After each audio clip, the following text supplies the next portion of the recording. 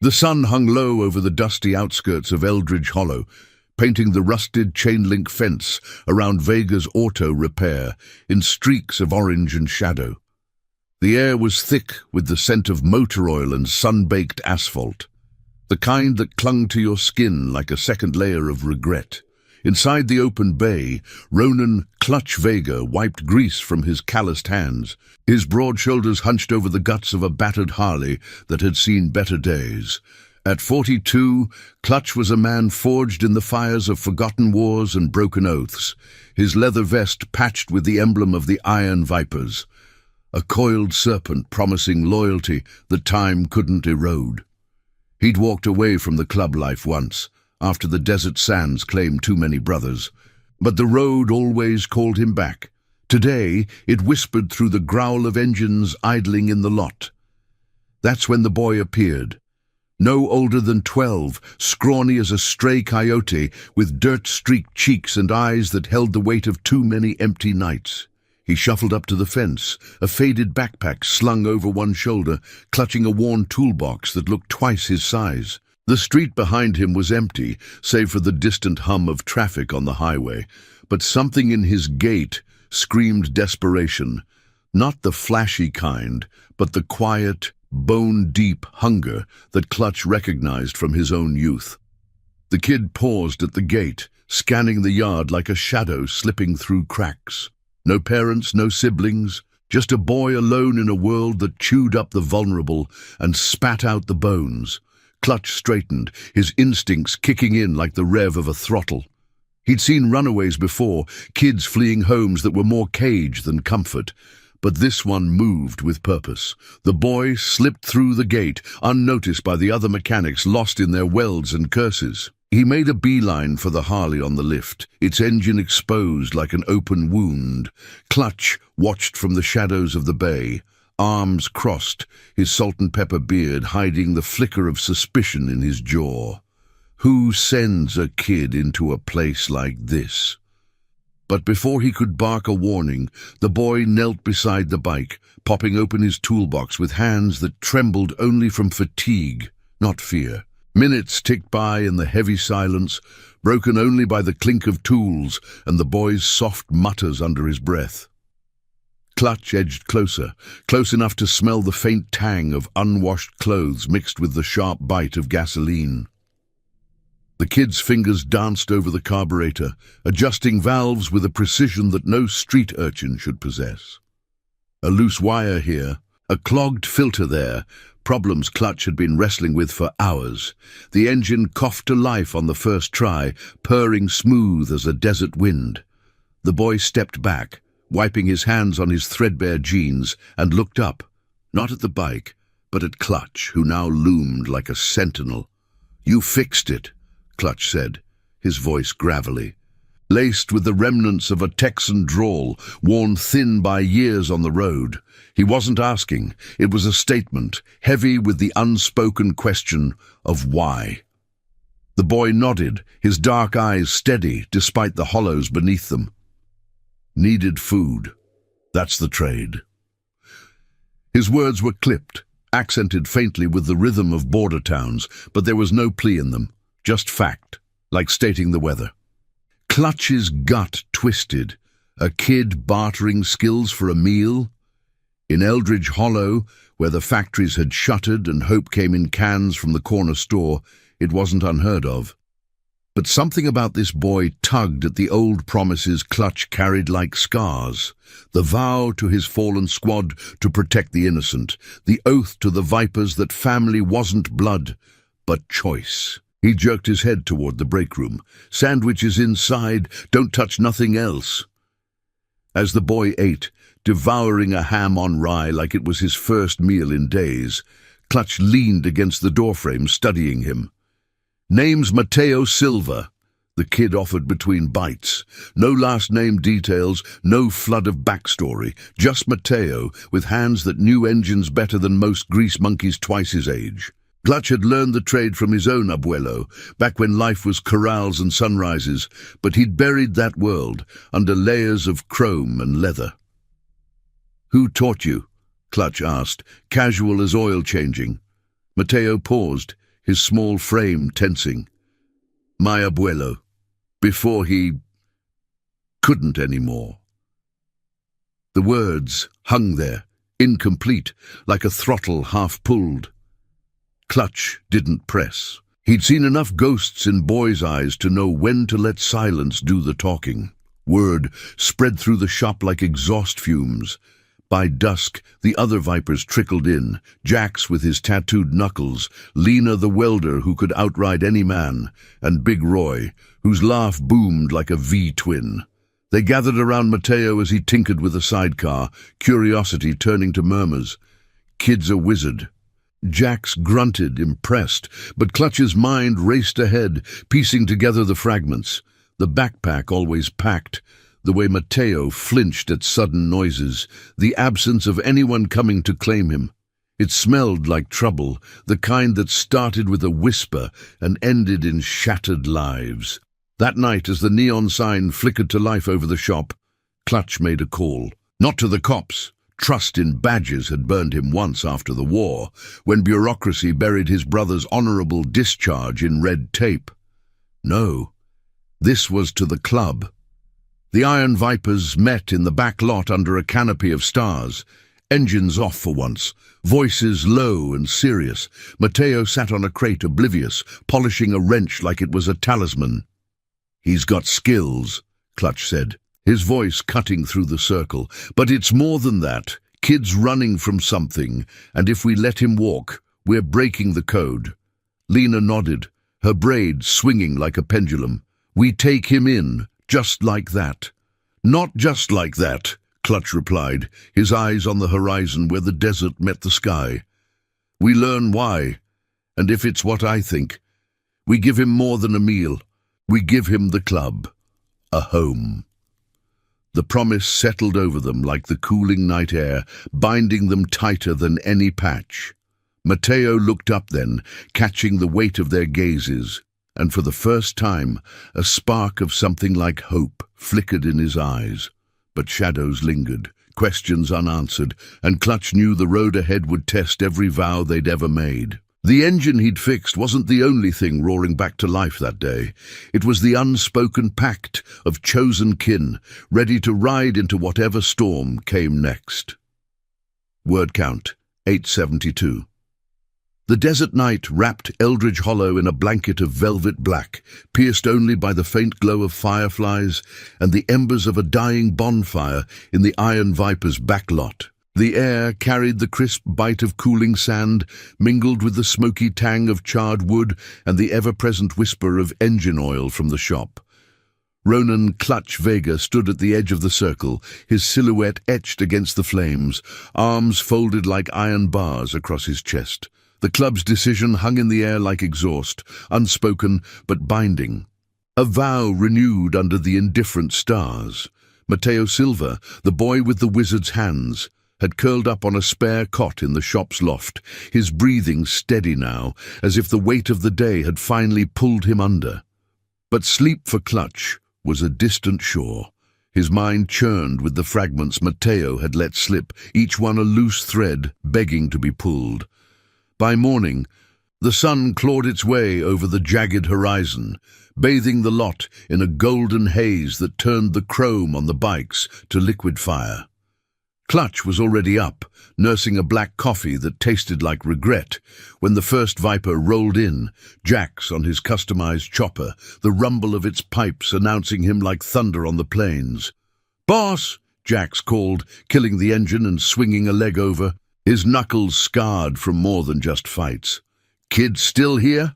There was no judgment in his tone, only the quiet readiness of a man who'd lost his own son to the streets years back, before the club became his anchor.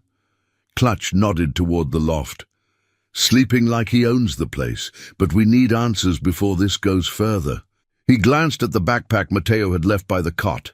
Faded canvas, zipper half busted, contents spilling like secrets, a few tools, a crumpled photo of an older man with a gentle smile, and a dog-eared notebook filled with sketches of engines, precise as blueprints. No money, no clothes beyond what he wore. It screamed flight, not wanderlust. Clutch had seen it before. in the eyes of veterans fresh from the sands, carrying invisible wounds that festered in silence. As the club assembled, Lena firing up the grill for breakfast, Big Roy hauling crates of parts with his bear-like frame, the boys stirred. Mateo descended the stairs like a shadow, detaching from the wall, rubbing sleep from his eyes, his hair tousled but his gaze sharp. The Vipers made space at the picnic table without a word, plates of eggs and bacon sliding his way. He ate slowly this time, savoring, as if testing the ground beneath him. Clutch sat across, his voice low and steady, like the hum of a well-tuned motor. "Mateo, last night we talked family, but to make this real, we got to know your story. Not all of it, just enough to understand why a kid like you's out here alone." The boy set down his fork, fingers tracing the grain of the wood. The morning light caught the faint bruises on his wrists, shadows of restraint long faded but not forgotten. "Abuelo taught me everything," he began, his voice soft, threaded with the lilt of memories from sunnier places. "We fixed tractors on his ranch. Back when things were whole, he said hands like mine were for building, not breaking."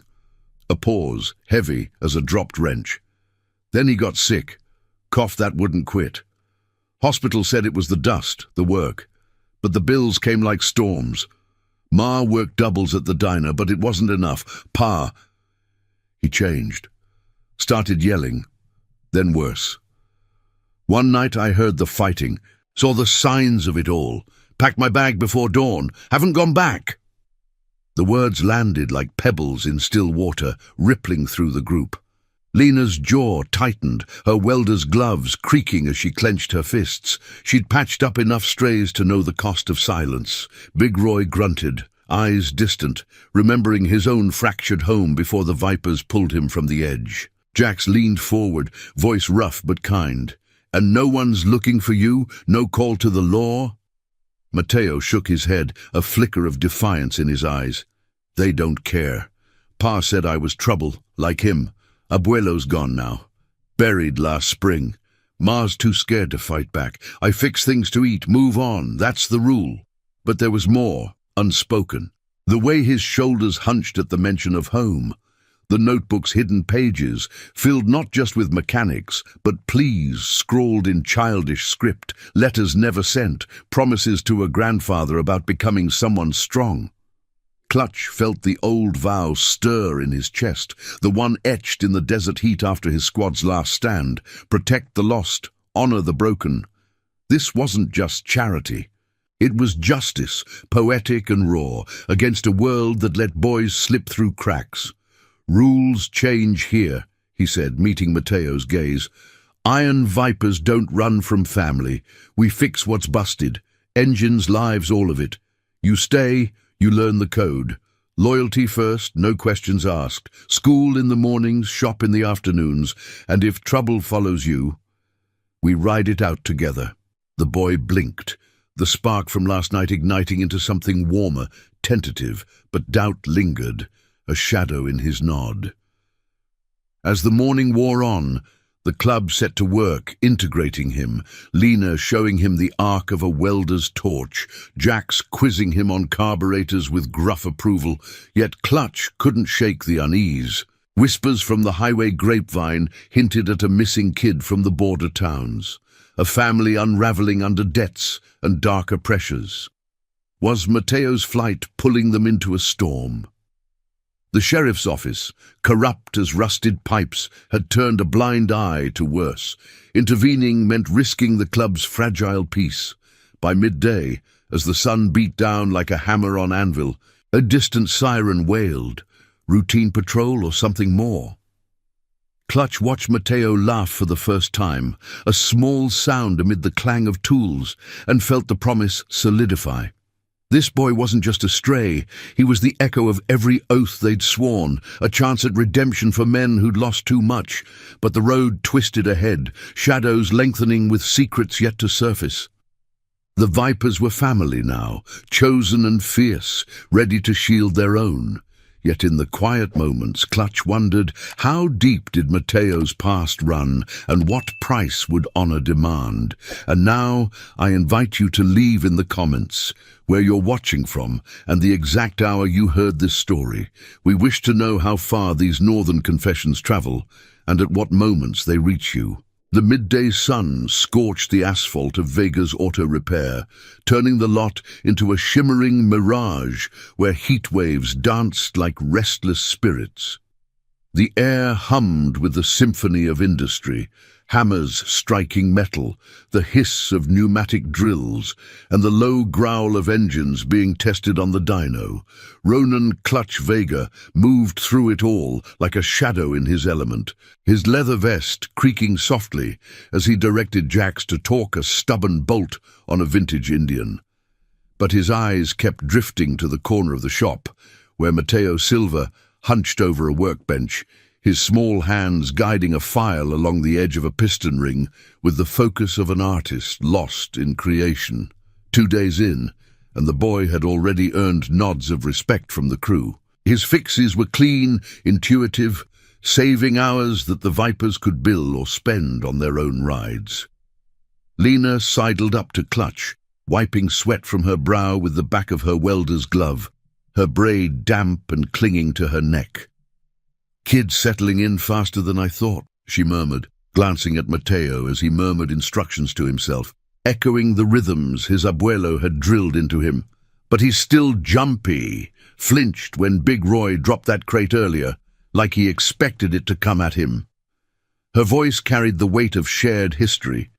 Lena had pulled herself from a foster system that chewed through kids like cheap parts, emerging with scars hidden under ink and resolve. Clutch grunted in agreement, the sound low and thoughtful as he handed her a rag. The club's code was simple: protect your own, no matter the cost. But weaving Mateo into their tapestry meant unraveling his threads carefully, lest they snag on something sharp. As the afternoon stretched, the group broke for a shaded spot under the shop's awning, where a cooler of iced tea sweated beads onto the concrete. Mateo joined them hesitantly, perching on the edge of a stool like he might bolt at any moment. Big Roy slid him a glass, the ice clinking like chimes in the heat. "You ever ride, kid?" the big man asked, his voice a rumble softened by genuine curiosity. Mateo shook his head, but his eyes lit up at the mention, tracing the lines of the bikes lined up like faithful hounds. "Abuelo promised he'd teach me when I was big enough. Said the road shows you what's real. Wind in your face, no walls closing in." The words slipped out unbidden, painting a picture of dusty trails and laughter under wide skies. Before the shadows encroached, Clutch leaned against a post, the wood warm against his back, and let the silence invite more. He'd learned long ago that trust wasn't demanded. It was earned in the quiet spaces between revs. "Sounds like he was a good man," Clutch said, his Texan drawl wrapping around the words like worn leather. Mateo nodded, fingers tightening on the glass. "Best. Taught me engines fix more than machines. They fix people too. Keep 'em running when everything else quits." But then his gaze dropped, the spark dimming as fragments of the harder truths surfaced. After he passed, things at home shifted. Pa came back from the oil fields meaner, debts piling like junked cars. Ma tried to hold it together, but the yelling turned to shoves. Signs of struggle everywhere. I fixed what I could, leaky faucets, busted locks, but it wasn't enough. One night I saw her face, the marks from it all, and knew I had to go. Left a note. "I'll make you proud, like Abuelo." Haven't heard back. The revelation hung in the thick air, stirring the Vipers like a gathering storm. Jax's knuckles whitened around his bottle, memories of his own losses flashing in his eyes. The son he'd failed to save from the pull of the streets. Lena reached over, squeezing Mateo's shoulder gently, her touch a bridge across the chasm of isolation. "You did what you had to, kid. That's strength, not running." But Clutch sensed the undercurrent, the ethical tangle that came with sanctuary. Eldridge Hollow's underbelly whispered of families fractured by more than poverty, Rumors of loan sharks circling desperate homes, enforcers who twisted arms under the guise of help. If Mateo's pa was tangled in that web, the club might draw unwanted eyes. The sheriff's department, riddled with favors and blind spots, wouldn't distinguish between protectors and outlaws. As the sun dipped toward the horizon, painting the desert in fiery hues, a low rumble echoed from the highway, not the familiar thunder of viper pipes, but something sharper, official. A patrol car slowed at the gate, its lights off, but presence heavy as judgment. Clutch straightened, signaling the crew with a subtle nod. Tools stilled, conversations hushed. The deputy stepped out, a lanky figure in starched uniform, clipboard in hand, his eyes scanning the lot with the boredom of routine masking sharper intent. "Heard about a kid matching this description hanging around?" he drawled, holding up a faded printout. Mateo's face, younger, smiling beside his abuelo. "Family reported him missing.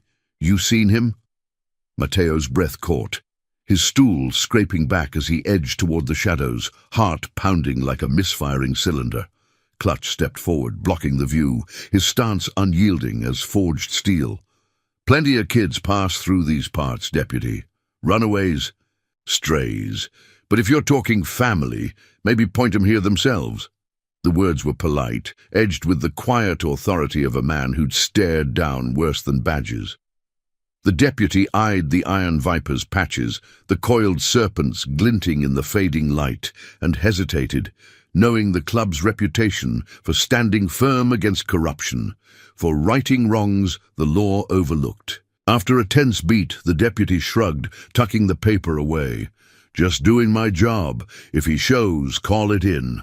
He slid back into the car, engine coughing to life, leaving dust devils swirling in his wake. The lot exhaled collectively, but the encounter lingered like oil residue. Clutch turned to Mateo, who emerged pale but steady. "That was close," the boy whispered, voice threaded with fear and gratitude. "They'll come again. Pa might send someone worse." "Not alone. You won't face it," Clutch replied, the promise sealing like a welded seam. As evening fell, the club gathered tools and stories, fortifying their bond.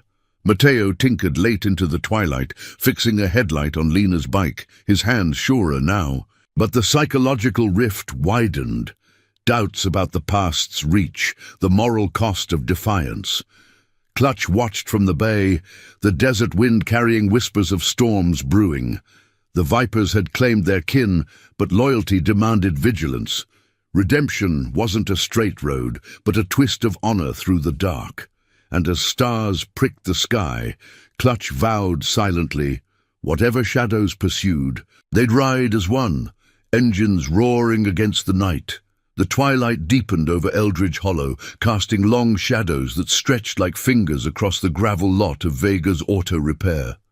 The air cooled into a crisp embrace, carrying the faint scent of sagebrush from the desert beyond, and the lingering metallic tang of heated tools cooling in the bays. Ronan Clutch Vega lingered by the workbench, his broad frame silhouetted against the dying embers of the day's labor, watching as Mateo methodically cleaned his hands with a rag stained by generations of grease. The boy's movements were deliberate now, less the frantic precision of survival and more the rhythm of belonging. Though the encounter with the deputy earlier had etched fresh lines of caution into his young face, the Iron Vipers had dispersed to their corners, Jax nursing a beer by his chopper, Lena sketching modifications on a notepad under the shop's floodlight, but the tension from the patrol car's visit hummed like an idling engine, refusing to fade. Clutch approached, his boots crunching softly on the gravel, and placed a hand on the bench near Mateo, not quite touching, but close enough to convey the solidity of the club's vow. "That deputy'll be back," he said, his voice a low rumble, threaded with the weariness of a man who'd navigated too many grey areas between law and loyalty. "Folks like him poke around until something sticks, but we don't bend to that. You tell us if anything feels off. Names, places, we'll handle the rest." Mateo's eyes lifted, dark pools reflecting the flicker of the neon sign buzzing to life overhead, its red glow painting his features in hues of resolve and lingering fear. He nodded, but his fingers tightened on the rag, twisting it like a lifeline. The weight of unspoken fragments pressed in, the home he'd fled, the father whose temper had escalated from words to signs of unrest that scarred the walls and spirits alike. As night fully claimed the sky, the club reconvened in the back room, a makeshift sanctuary of scarred wooden tables and walls, adorned with faded photos of rides long past. Big Roy stoked a small fire in the barrel stove, its crackle filling the space with warmth that chased the desert chill. Plates of reheated stew circulated, steam rising like ghosts from the past, and Mateo sat at the edge, accepted but still observing, as if testing the boundaries of this newfound circle. Conversation flowed in fits, tales of old runs, the thrill of open throttle against canyon winds, but Clutch steered it gently toward the heart of their dilemma.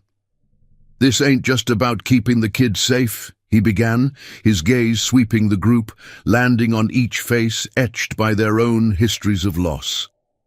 "Mateo's story mirrors too many we've seen, families crumbling under pressures that the system's supposed to fix, but don't. Debts from the fields, whispers of outsiders collecting with threats. If we stand, we might draw heat, not just badges, but worse." Lena leaned forward, her welder's calluses catching the firelight, her voice steady as a riveted frame. "We've ridden through hotter. Remember the warehouse run last summer? Stood against those mill owners squeezing the town dry. This is the same, moral ground. No grey." Jax grunted agreement, cracking his knuckles absent-mindedly, the scars there a map of battles fought for less. But doubt flickered in Big Roy's eyes, the big man's frame shifting uneasily. "What if the boys' power shows? Not with words, but force. We ain't vigilantes, Clutch. Club's clean now, repairs, runs for charity. One wrong move and we're back to the old labels. Eshi?" The ethical rift widened, a psychological chasm where loyalty clashed with caution, the promise of chosen family tested against the shadows of consequence. Mateo listened, silent, his small form absorbing the debate like a sponge, the fire's glow highlighting the faint tension in his jaw. Clutch felt the old scars pull, the desert oaths to brothers lost, the redemption he'd sought in the Vipers after war's hollow victories. This boy, with his engineer's touch and grandfather's legacy, embodied the innocence they'd all sworn to shield. "We don't wait for trouble," he decided, his tone brooking no argument, like the final twist of a torque wrench. "Tomorrow we reach out. Quiet. Lena, you know folks at the community center. See if there's word on the family without tipping hands. Jax, check the grapevine for any heat from the border routes. And Mateo," he turned to the boy, softening, "you school it up with the tutor we line in mornings. Afternoons here, learning the full code. This is home now, but home fights for its own." The boy met his gaze, a tentative warmth breaking through the caution, like sunlight piercing storm clouds. Like Abuelo said, "Fix what's broke, stand tall." For a moment, the room held its breath, the fire popping softly, binding them in the quiet poetry of resolve. But as they dispersed into the night, the distant howl of a coyote echoed across the flats, a reminder that threats lurked beyond the fence. Clutch stepped outside, lighting a cigarette whose ember glowed like a sentinel's eye, scanning the highway where headlights sliced the dark. Whispers from town contacts had already filtered in earlier that evening, a father's frantic inquiries at the diner, laced with desperation that masked something sharper, perhaps ties to those who enforced debts with more than words. The sheriff's office, with its undercurrents of favoritism, might turn a blind eye or worse, leverage the situation against the club's independence. In the loft above the shop, Mateo unrolled his sleeping bag, The notebook from his backpack open beside him, pages filled with sketches now including rough outlines of viper bikes, dreams taking shape. Sleep came fitfully, haunted by echoes of arguments past, but the knowledge of guardians below eased the nightmares. Downstairs, Clutch pored over a worn map of the region, plotting routes not just for rides, but escapes if needed. The moral justice they sought wasn't a blaze of confrontation, but a steady burn, upholding honor against corruption's tide, redeeming the fractures of a boy's world through unwavering loyalty. Dawn would bring new tests. A school enrollment veiled as routine, subtle inquiries that could unravel more of Mateo's past. The Viper's engine stood ready in the lot, chrome catching moonlight, symbols of the family forged in fire and fidelity. Yet, in the hush before morning, Clutch pondered the deeper cost, the psychological toll of pulling a child from one storm into another's potential. Redemption demanded sacrifice, actions silent but seismic, and as the stars wheeled overhead, he recommitted to the path. The road ahead twisted with ethical suspense, dilemmas of conscience sharpening like a blade on whetstone, but the Iron Vipers would navigate it together, their chosen kin unbreakable. If this chapter moved you, smash that like button. It helps spread these stories of grit and heart to more riders on the road. The first light of dawn filtered through the grimy windows of Vega's auto repair, casting elongated shadows that danced across the oil-stained floor like hesitant specters. The desert air was still, heavy with the promise of another relentless day, carrying the faint, earthy scent of dew-kissed sage and the sharper bite of cooling metal from the bikes lined up in silent vigil. Ronan Clutch Vega had barely slept. His cot in the loft a tangle of unrest, haunted by the map's faded lines and the boy's fractured confessions. He rose before the sun fully crested, brewing coffee in the battered percolator that hissed like a wary snake, its aroma mingling with the perpetual undercurrent of gasoline and rubber.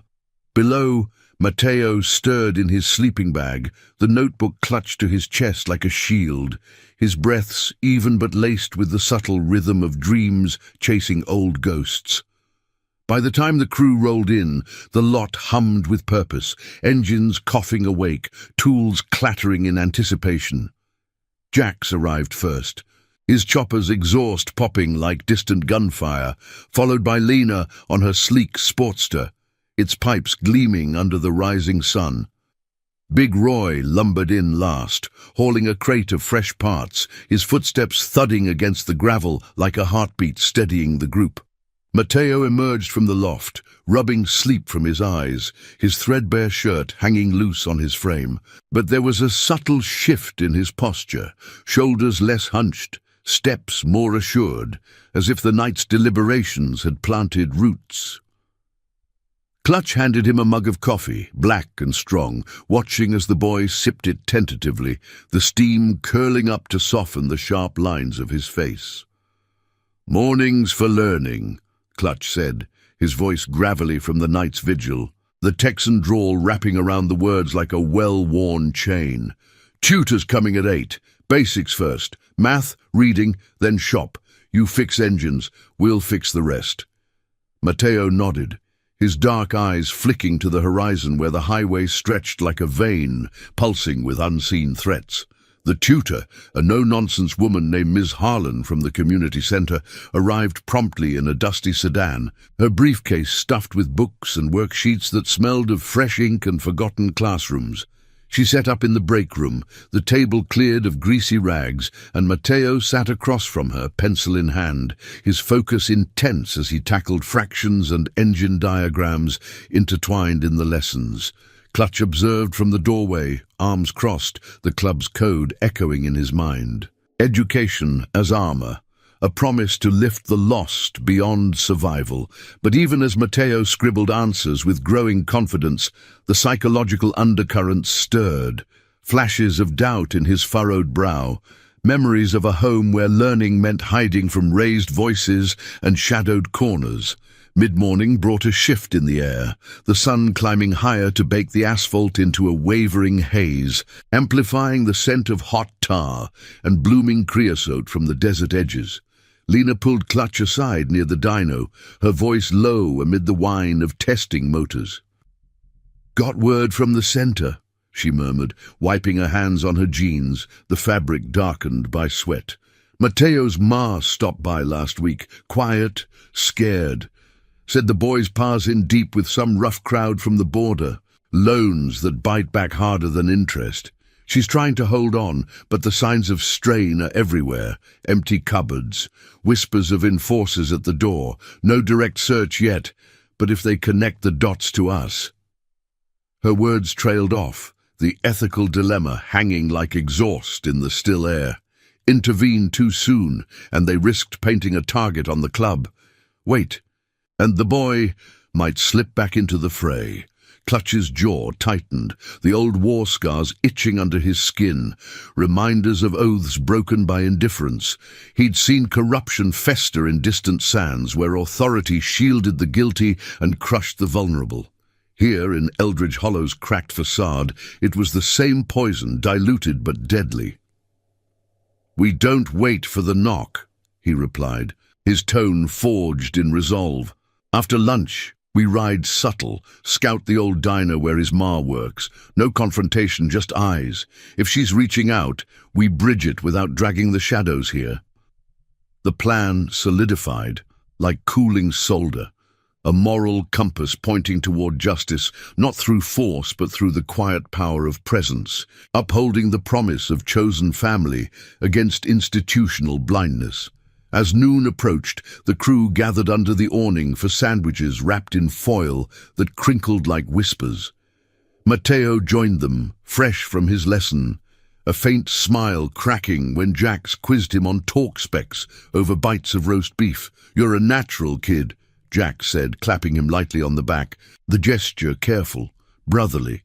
But the levity fractured when a low rumble echoed from the highway. Not the familiar viper thunder, but a convoy of pickups, dust clouds billowing in their wake like angry spirits.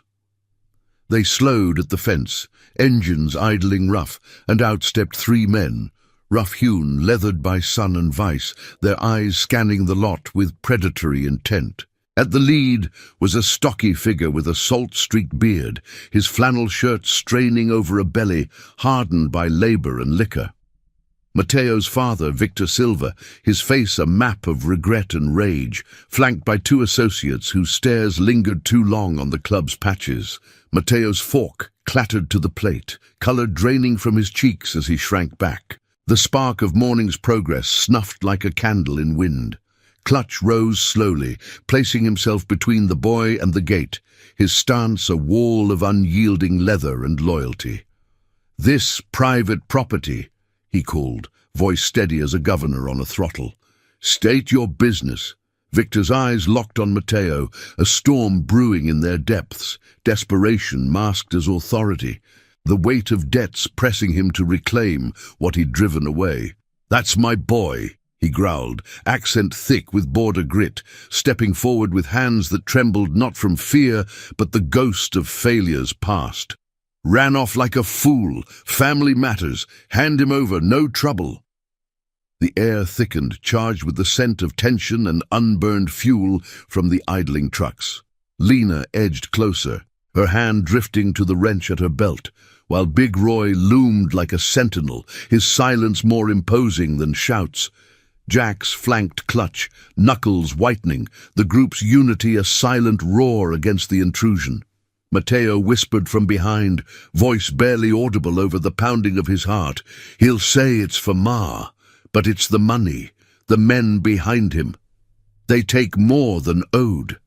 The revelation sliced through the standoff, painting Victor not as a father reclaiming kin, but a pawn in a larger game, corruption's tendrils wrapping families in chains of fear. Clutch met Victor's gaze, the moral crossroads sharp as a switchblade. Return the boy to a fractured home, or stand as the barrier against the tide. "Family's more than blood," he said. words carrying the poetry of hard-won wisdom. Boy's chosen his. You want him, go through us. But think on why he's here, fixing what's broke, not hiding from it. Victor hesitated, the associates shifting uneasily, their bravado cracking under the weight of the Viper's unblinking resolve. After a taut eternity, he spat on the gravel, turning back to his truck. "This ain't over," he muttered, engines revving as they peeled away, leaving a swirl of dust that settled like an omen. The lot exhaled, but the encounter lingered, etching deeper lines of vigilance. Mateo trembled in Clutch's shadow, gratitude mingling with the ache of fractured ties. As afternoon waned, the club closed ranks, tutor extended, lessons blending with shop talk, fortifying the boys' world with threads of normalcy. Yet the psychological suspense coiled tighter. Victor's retreat was temporary, the enforcer's shadows lengthening. Clutch watched the horizon, the sun dipping low to gild the desert in amber, recommitting to the vow. Redemption wove through sacrifice, loyalty an engine driving them forward, actions quiet but profound. The Iron Vipers had claimed their own. Now they would defend the promise, engines ready to roar when the storm broke fully. The evening shadows lengthened across the lot of Vega's auto repair, swallowing the last glints of sunset in a hush that felt too fragile, like the pause before a storm's first rumble. The air cooled rapidly, carrying the sharp tang of creosote from the desert flats and the fading warmth of sun-baked gravel underfoot. Ronan Clutch Vega stood at the fence line, his silhouette rigid against the encroaching dusk, eyes fixed on the highway where Victor's dust trail had long dissipated. The confrontation had left an invisible scar on the club, a raw edge to their unity, sharpening the resolve that bound the Iron Vipers like the links of a chain drive.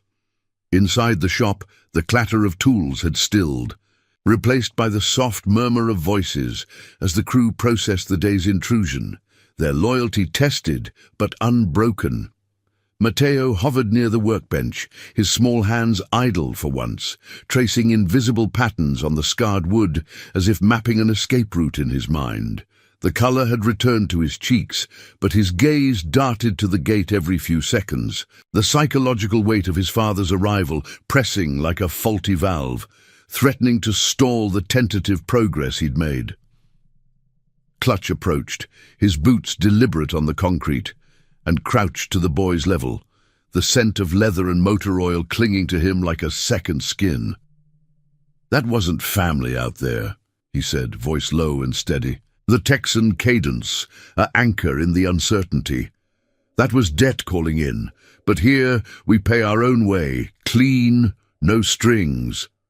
Mateo's nod was slight, but his eyes held a flicker of the grandfather's fire, the promise of building something enduring amid the ruins.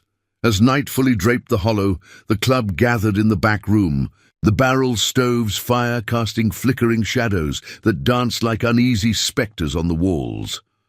Big Roy portioned out mugs of hot cocoa, the steam rising sweet and grounding, a small ritual to reclaim normalcy for the boy.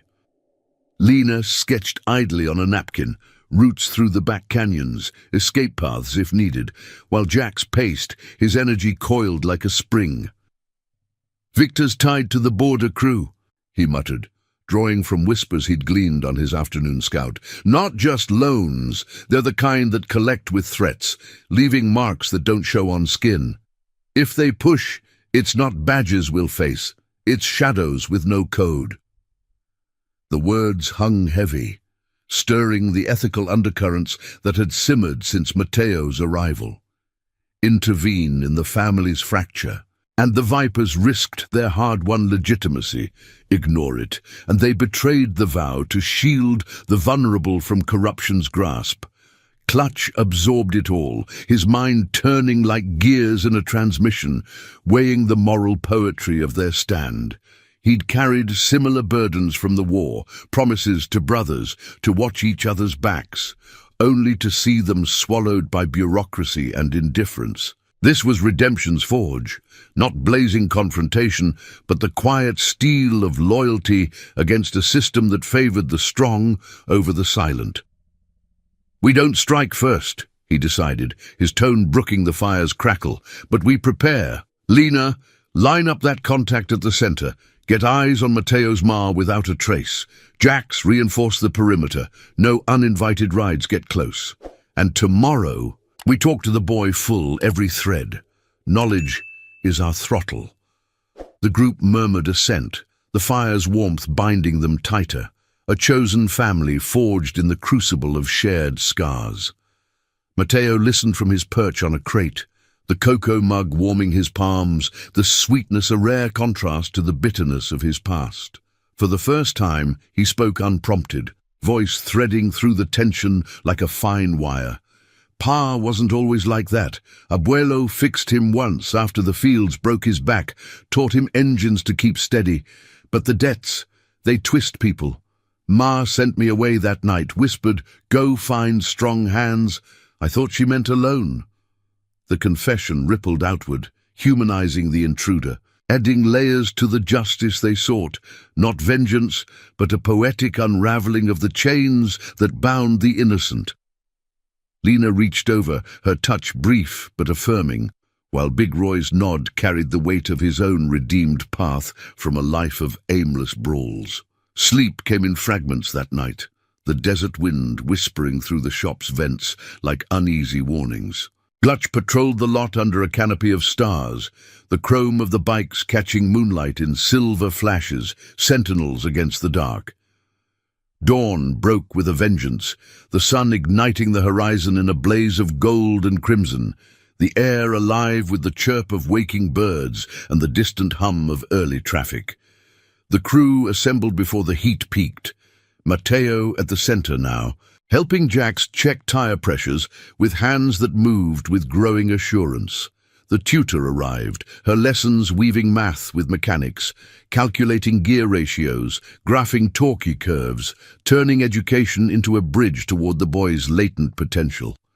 Yet beneath the routine, suspense coiled. A phone call from Lena's contact confirmed Victor's desperation. His associates circling the diner where Mateo's mother worked.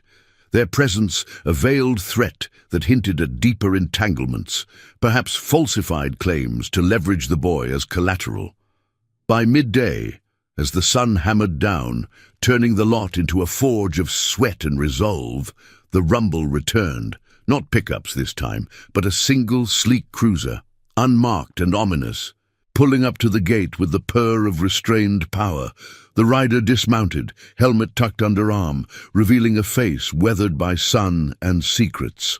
Harlan, a former Viper affiliate turned informant in the border trade, his eyes sharp as switchblades. Clutch met him at the fence, the wire humming faintly under his grip, while the crew formed a loose perimeter, Mateo shielded in the bay's shadow. "Word spreading," Harlan said, voice a gravel whisper, glancing over his shoulder at the empty road. "Silver's crew thinks the kid's got skills worth selling, apprenticing to their chop shops, paying off old scores. They're coming tonight quiet to snatch him. Victor's their pawn, he'll fold." The revelation struck like a backfire, igniting the psychological rift wider, loyalty demanding action, conscience wrestling with the cost of escalation. Clutch's pulse steadied, the old war instinct surfacing. Protect the flank, honor the oath. "They won't touch him," he replied, the words a vow etched in steel. Harlan nodded, mounting up with a final warning glance at Mateo, then vanished into the heat haze. The lot buzzed with urgent preparation, bikes fueled, routes mapped, the club's moral compass aligning for the stand. Mateo emerged, face pale but set, clutching his notebook like a talisman. "I can help," he insisted, voice gaining strength. "Fix a trap in the wiring, stall their rides if they come." Clutch placed a hand on his shoulder, the gesture sealing the pact. Redemption, flowing through the lineage of teacher to taught. As afternoon waned, the desert winds picked up, stirring dust devils that swirled like omens across the flats. The Vipers stood ready, engines idling low, the scent of gasoline mingling with anticipation's edge. This was the heart of their code, silent actions, birthing profound consequences. Justice, woven from threads of unyielding honor. Shadows lengthened, the psychological tension building to a fever pitch, dilemmas sharpening into clarity. Clutch watched the horizon, the promise to his fallen brothers, and now to this boy, burning bright. Whatever enforcers emerged from the twilight, the Iron Vipers would ride as one, their chosen family a bulwark against the encroaching night.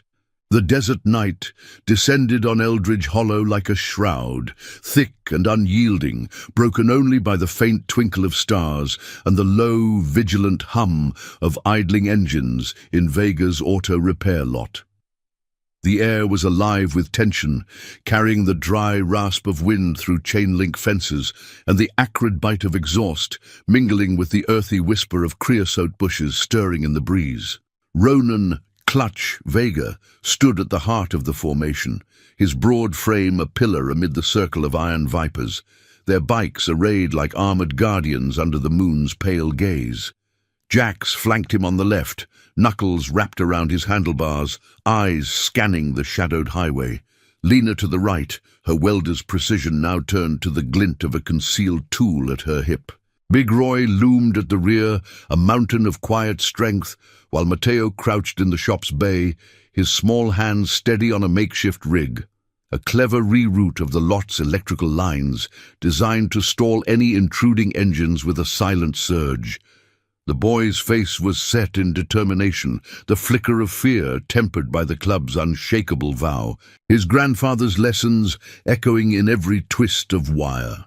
Hours ticked by in suspenseful silence, the psychological strain etching deeper lines on Clutch's weathered face, his mind replaying the fragments of Mateo's past like a faulty reel. The abuelo's patient hands over carburetors, the escalating shadows of a home fractured by debts and desperation. Victor's rage as a symptom of corruption's deeper rot. This wasn't just defense, it was the culmination of promises old and new, the desert oaths to fallen brothers, the Iron Viper's code of chosen family, rising against a world that let the vulnerable be bartered like spare parts. The sheriff's office, with its tangled web of favors to the border crews, offered no shield. Justice here demanded the poetry of their stand, loyalty as the blade that cut through institutional blindness without spilling blood. A low growl pierced the quiet first, distant but growing, like thunder rolling in from the flats. Headlights pierced the dark. 3 blacked-out vans, engines muffled, creeping along the access road with predatory caution.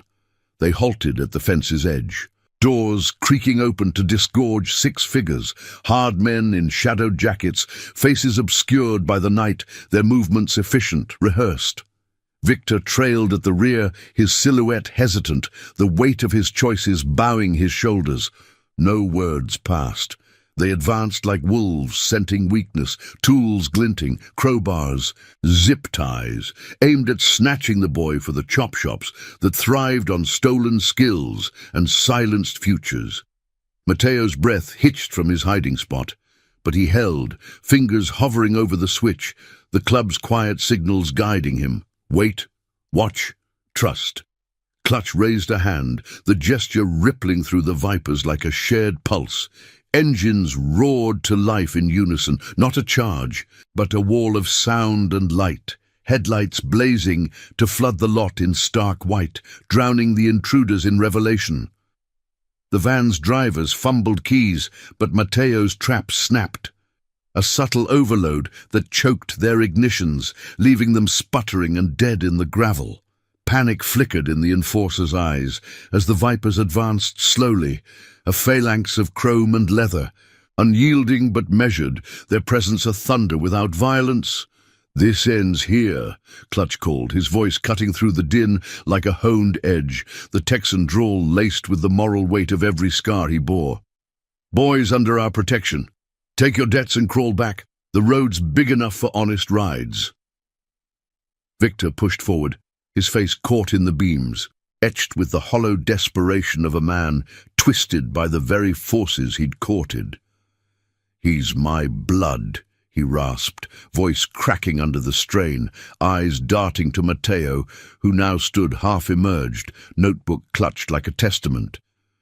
"They'll kill us all if I don't bring him. Skills for the shops. Pay the score."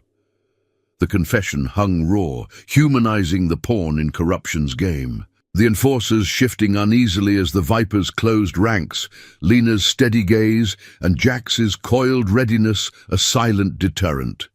Big Roy's shadow alone gave one thug pause, the big man's quiet rumble underscoring the futility.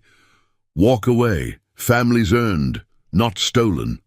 The standoff stretched, ethical tension coiling like a spring, confrontation teetering on the edge of escalation, conscience demanding a path beyond fists or fire.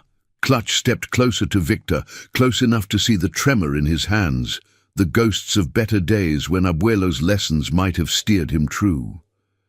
"You taught him wrong, letting shadows call the shots," Clutch said, words weaving redemption's thread. "But blood don't own him. Let him choose."